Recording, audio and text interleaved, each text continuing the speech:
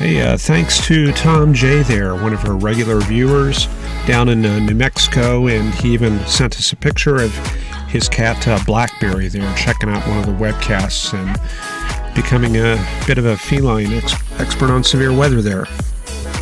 And here in Texas, we are seeing the low-level jet getting started up, and this is some Stratoq working its way northward this evening. And if we take a closer look at the clouds, you can see them starting to accelerate there, and we should see them streaming northward even faster by midnight to 6 a.m. So we're going to be seeing a lot more of that this spring. Low-level jet, pretty big pattern, and it is feeding this area of storms up in Missouri. And we see it right there. Bit of an MCS there around the boot heel of Missouri, becoming more of a broken line out in the Ozarks. And we do have a few tornado warnings out there, and these storms are a little bit too far from the radar to sample. But here in southeast Missouri, we can check out a few features here. Now, first off, these are radar indicated, so hopefully there's not too much of a threat on the ground. There's where it says radar indicated rotation. And the way we would go about analyzing this, first we would check out the reflectivity signatures. We see that this northern storm has some fairly weak reflectivity gradients, but they are very strong out in this area right here. So this would be the first area I would be concerned about, even though the warnings were up north. Now, another thing we can look at is the higher tilts. We can go all the way up to 4 degrees and maybe even 5.1. And let me set a marker right there. This is a core up at about 37,000 feet. So what do we have at the surface compared to that?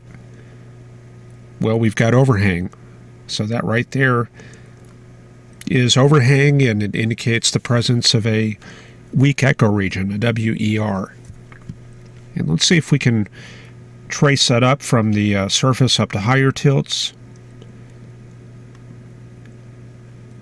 Don't see what we would call a bounded weak ecoregion. Nothing severe like that, but this does show the storm kind of leaning over to the south into the inflow area coming up from the south with height. And let's see if we can do a cross-section on that real quick. I'll drag that across the storm like that, and there we go. You can really see the overhang there. So this is looking towards the east. That's north, and this is south. And let's see if we can move that sector around, and yeah, that's pretty cool. So essentially what we have is the inflow feeding into the storm in this level right here, heading straight up. There's a little bit of a delay in the formation of precipitation due to the very high velocities, and it doesn't form until it gets up to about 20 or 30,000 feet.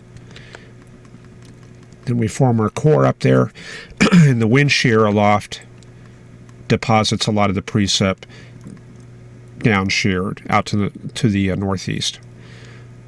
So by putting the precip on the ground way out here, that really prolongs the life of this storm.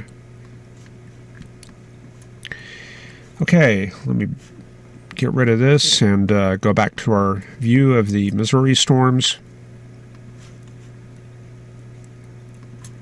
And then I'll take a look at the chat, see what's going on. Okay, Sue M made it in first. Beat Andrew there. Ryan Toomies is here. Kevin McKinney, Alexi, Fun with Tech, our Arabic viewer. Middle East weather, please. Yeah, we should do that. Check out the weather. You'll have to let me know which country you're in, and we can focus on that area. Middle East, a pretty large region. Tree Nelson is here. Jeff Lockwood, Mike Estwick, Eddie W., Kevin McKinney, Jason Boggs, Sarah Wood, Ron Chalfont, Derek Ketcherside, that's a new viewer there, Victor Cabot, and Mike Estwick. think I mentioned Mike Estwick already. All right, pretty good crowd this evening. So let's head right into it.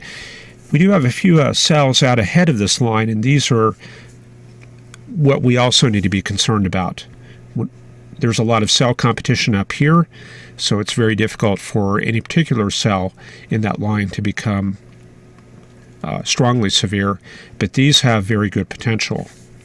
And when we had that one MCS out in Missouri a few weeks ago, that was a cell out ahead of the line that produced a F3 tornado out in the area. So what's causing all this? Let's check out the surface chart. And here we see moisture coming up from the Gulf, and we see dew points in the low 60s. In fact, if we draw the isodrosotherms, 64 is going to be running kind of like this, 62 like that, and then 60, something like that. Actually, the 62 comes way out here. So the moisture axis is pretty much along the I-30 area and then up to southeast Missouri. So if we have southeastward movement on this line of storms, that is going to take it away from the moisture axis and into this weaker moisture. So we should see this area of storms diminish in the next few hours. These storms are forming along a cold front, and we see that kind of aligned like this, and even a bit of a low pressure system right in this area here. Probably a warm front kind of like that. So these are forming along that cold front right there. Okay, let's head out to the other charts and see what's going on here. There's our temperature anomalies. So Canada is colder than usual for this time of year. The south is warmer. And when we have this dipole set up like that, that's an indicator of some fairly zonal flow, very strong zonal component aloft.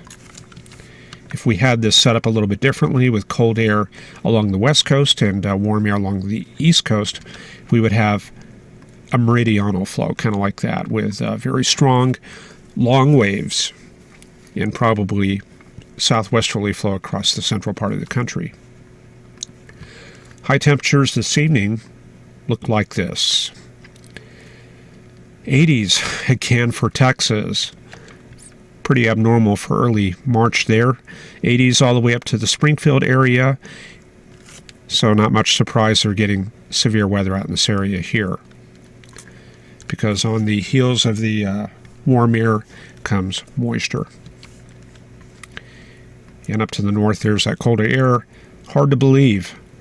Below zero up in Manitoba there. Okay, 500 millibar chart showing that very strong zonal component right there. Polar front jet located from about Seattle to Chicago to New York.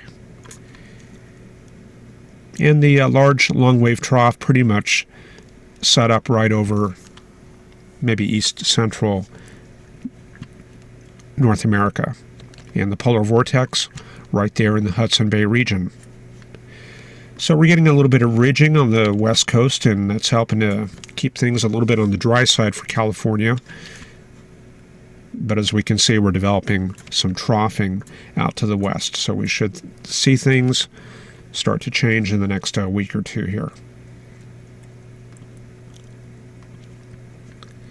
Okay, looking at the thermal analysis. Wow, thickness pretty well stacked up right there from the Great Lakes up to western Canada. So we're going to go like this for the fronts. Connect that back into this Pacific system here. So that's the next system coming on shore right there. And pretty quiet there in California here. Fairly quiet in Texas, but we are getting a little bit of return flow. See those two isobars right there? That's showing kind of a weak southerly flow in place. And we should take a look at a couple soundings. And let me grab a little bit of this LaCroix here.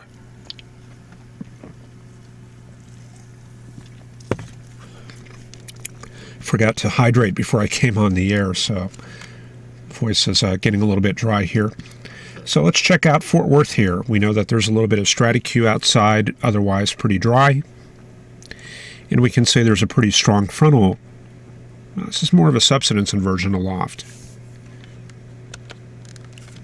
And by subsidence, we mean as we go up on the sounding right there, the temperature line goes to the right, and the dew point goes to the left. So we go from kind of a mild, moist layer to a warm, dry layer in the mid-levels. And this is definitely a cap. If we had a little bit more instability, that would create some convective inhibition there, a little bit of capping right there. And we're getting a little bit of that Stratocu because of moisture coming up from the Gulf. Here, we're a little bit more moist than the Fort Worth sounding, so we're going to kind of simulate what we have outside right now. We lift that parcel, get a little bit of cape up at the top, and this is forming the Stratocu that we saw on the opening part of the webcast there. So that's up at about 5,000 or 6,000 feet there, and dry above that. A little bit of cirrus indicated up at about 30,000 feet there. So what else can we look at? We can go maybe north of the front into Nebraska and South Dakota. We'll check out what those soundings look like.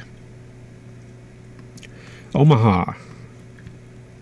You can see the frontal inversion. Instead of going up into the right for temperature and up into the left for dew point, we're going up and to the right for dew point. So that's one of our indicators of a frontal inversion. So that's topping out right about there. And this is kind of signifying the cold air mass covering the lowest, maybe 5,000 feet of the atmosphere there in eastern Nebraska. And you can see right there, northeasterly winds close to the ground within that cold layer, and above that, kind of a northwesterly flow. And let's go straight up to the polar vortex. Let's go up a little bit closer, maybe up to International Falls, Minnesota. Man, we see our lines go way over to the left there. Very low tropopause, northwesterly flow, and then we go up to the Hudson Bay region. We'll go to this station here in northwestern Quebec. And yeah, we're way over to the left there. It's kind of interesting looking at some of these polar soundings and just kind of see what comes up. There's an Arctic air mass inversion. See, that's like a little bit of a frontal inversion very close to the surface. So that's indicating an Arctic front just to the south.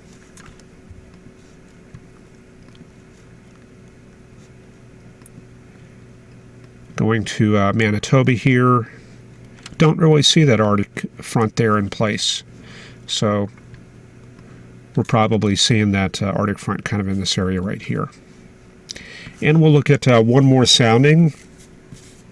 Let's go way out here to the Aleutian Islands, 32618. That's probably ADAC. And when I was in the Air Force, I worked with a girl named, well, I probably shouldn't name names, but she worked at ADAC. She used to have to launch the balloons there at ADAC. And she mentioned a lot of times she would lose the balloons and they would go bouncing across the parking lot and into buildings and off into the ocean, and they'd have to go get another balloon. Wind was a real problem there. Okay, let's look at soundings, or at vorticity here. Let me get my chart recentered.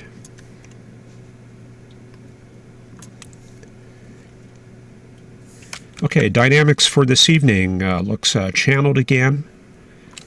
Jet up in the northern part of the U.S., kind of like that. Don't see any big waves moving through the U.S., so things are pretty quiet. Maybe a little bit of a weak wave going through Kansas right there. That's probably helping to support that area of thunderstorms in Missouri, which we will go back to in just a minute. You can see a little bit of that ridging on the west coast here. And the next wave coming on shore a couple hundred miles west of Washington right there. And what are we going to be seeing over the next few days? Not much, just a few waves coming down from western Canada, another wave working its way up the ridge. By Sunday, looks like that wave tries to break down the ridge a bit, kind of flattens it out. And we see it emerging on the other side. The ridge rebuilds. So it looks like we get a little bit of lift working into the central U.S. This looks like on Monday. And some good troughing there in the Midwest area. Ridge builds into the west, and a couple weak waves come on shore around Wednesday. A couple stronger waves coming in on Friday the 17th. And then looks like this major trough develops around March 21st, Tuesday. So this is kind of ominous. It's kind of a negative tilt trough here. See that right there? So that has a potential to start digging into the southern Rocky region, and that could affect Texas here later on. See that right there? Big slug of energy coming in around March 23rd. So we're going to look for the potential for severe weather around then. But on this chart, do you see the one factor that works against severe weather? Look at that flow coming almost straight out of the south. This is kind of a setup for a unidirectional flow. So, in other words, when we have a hodograph near the surface, the winds are kind of out of the southeast. Up at 700 millibars, they're probably out of the south. And up here at 500 millibars, they're still out of the south. So not much turning in the column. So this would tend to support lines of thunderstorms and splitting modes. Not so much supercells. But of course, this is 300 hours out, and a lot could change. Sorry, I need to grab some more water here. Hang on just a second.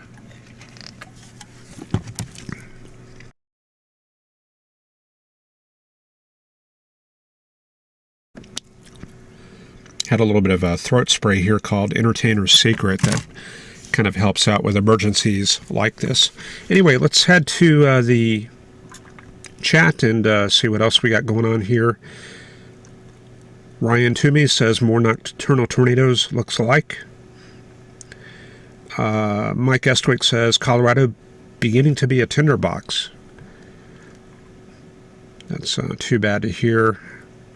Starting to get, especially getting into the warm season here. Mike Estwick asks how to lift a mixed layer parcel. Maybe I can do that very quickly. I do try not to get into too many details since this is just kind of a nightly fun forecast thing, but we'll try to show you a few tidbits here and there. So let me set this up in digital atmosphere here real quick. I'll generate a sounding. Maybe I'll enlarge this a little bit so we can see it a little bit better.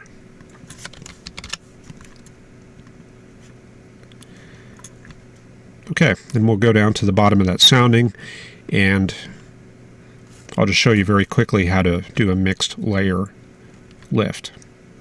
So say your sounding looks like that.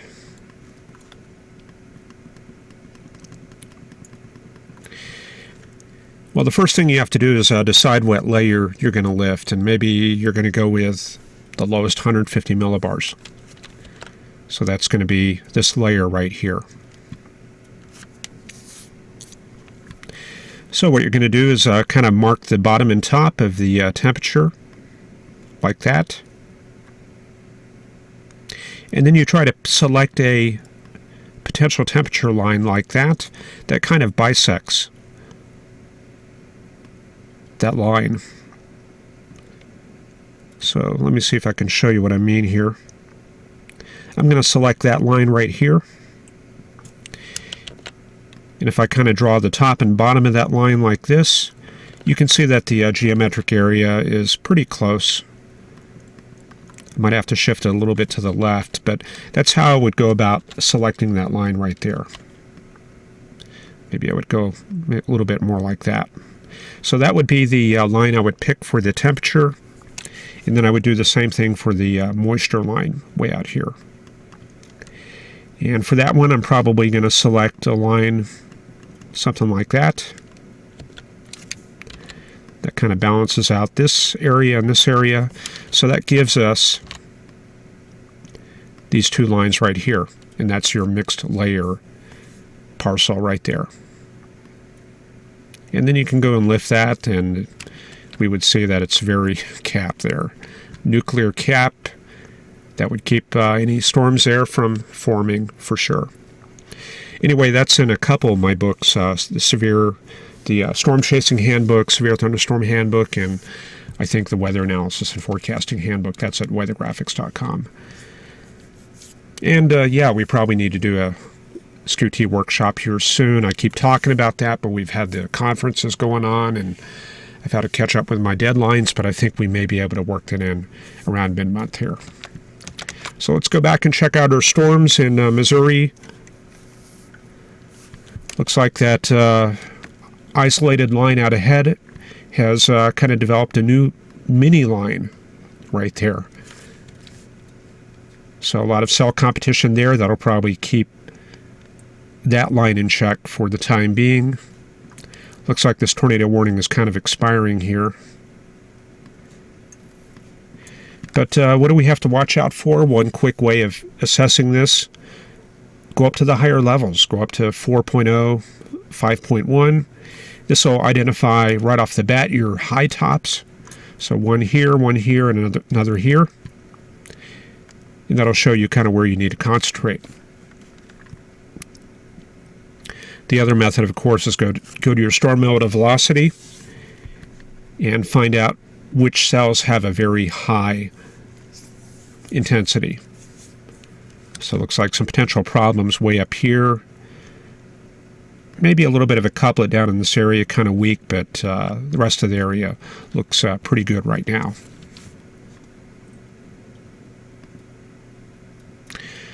Okay, so let's see here. We've got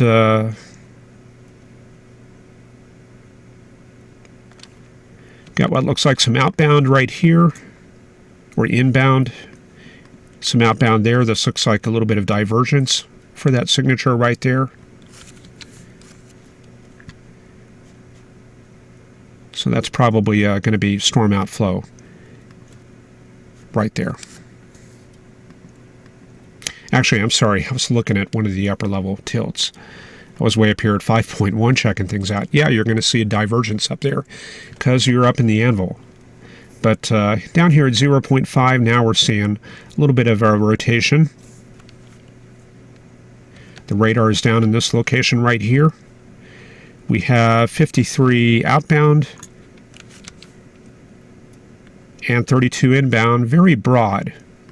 That's across a diameter of about 4 miles or so. So that's kind of a broad meso, centered about right here. And that's pretty well back in this precip area here. And let's see what's going on in this part of the storm area. Doesn't look like anything too interesting. I might have to change the motion vectors a little bit. Let me do that real quickly here.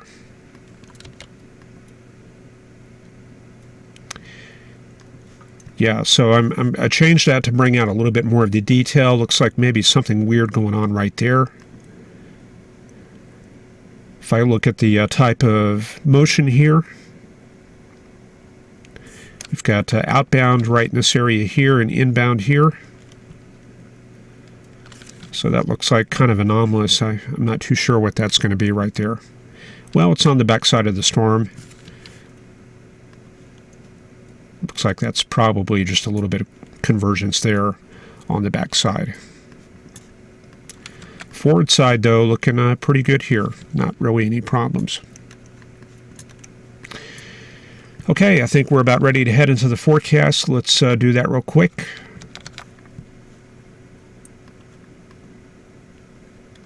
For the storm, the line of storms itself, we can use a convective model like the high-resolution rapid refresh. You don't want to use the GFS for stuff like this because it's coarse and it doesn't have a lot of the physics that we have with mesoscale systems and convective systems like this. So as we saw, the moisture axis out to the southwest, so that we should see this area of storms start to diminish over the next few hours. And there it goes into the Memphis area, kind of lines out, and then we see it falling apart towards dawn there. Okay, the forecast for later this evening, going into tomorrow. For tomorrow's webcast, we're going to see the cold air outbreak push into the Texas and Arkansas area, leading edge of the front, kind of like this. And looks like that stalls out in Texas right around here.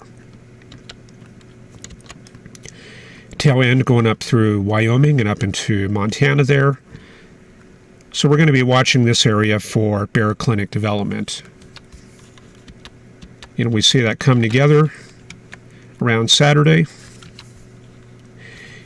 And we had been looking for the potential for mixed precipitation in this area. Let's see what happens there.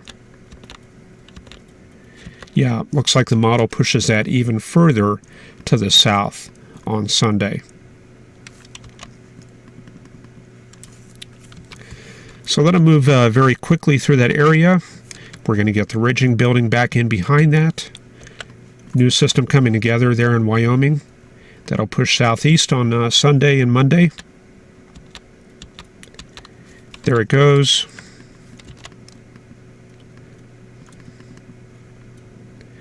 You can see that very strong cold air advection coming in on Monday in Kansas and Iowa.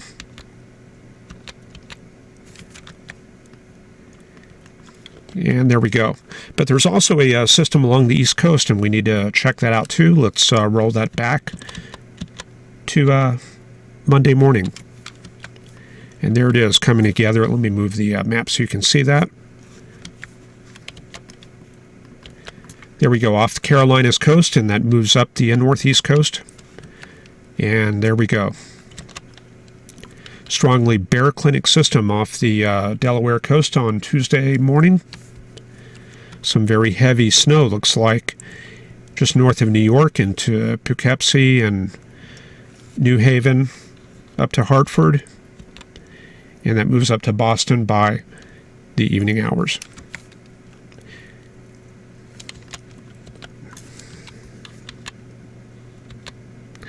Okay, and that's quickly out of the picture. Then we just build in this cold air advection, and Texas is already starting to warm up. But looks pretty quiet out to the west there for the middle of next week.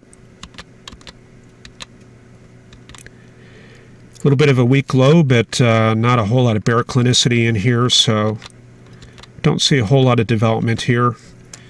Maybe a weak low forming there in Texas, kind of looking like that. A little bit of isentropic lift and convergence along that boundary.